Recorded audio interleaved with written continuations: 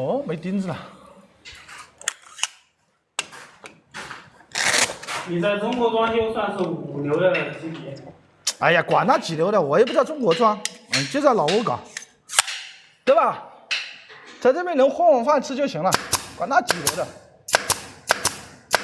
你说我5流的，我带了3个徒弟都在中国都打一面，都在干管理，在代班，这都在搞酒店那些东西，搞那个工装。你要说我吹牛的，下次我回国带你们去看看他们在搞什么。外卖没有你还没来上班怎么办？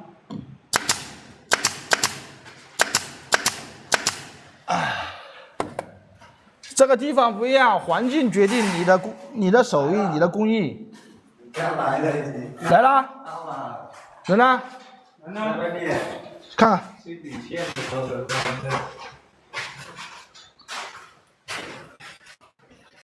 我们说来了吗？看一下送饭的。哦，来了，他已经走了。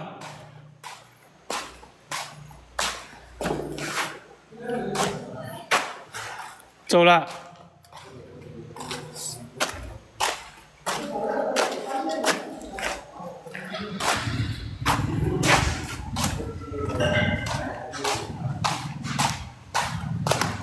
兄弟们已经走了。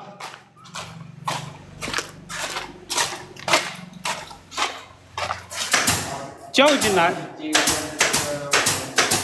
这个小妹她跟我不熟，所以说她来了就把中午就走了，她不聊天。之前的2个礼拜她熟，她会跟我聊一下。他们这个中午也比较忙哦。中午本来也忙，没有时间。等哪天我休息的时候，我去把那个2个妹子混熟了，下次的时候她就会跟我聊天的。人家胖子啊。瞎说，我们正人君子，怕我干嘛？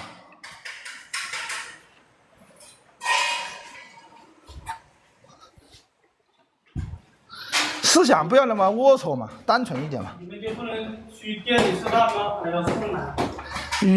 有那么远不开来开去的不划算呀，烧油都得烧10块钱。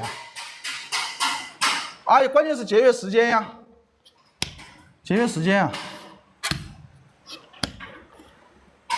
这个是谁定的？电误差这么大？甚至有兄弟说喷枪装的是钢钉还是？哪个木条的？哪个？甚至有兄弟说喷枪装的是钢钉还是铁钉？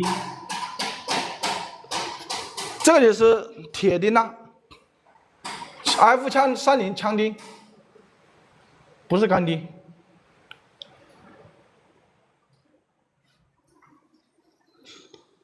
我传你，快点锯一个木条给我，听到没有，小陈？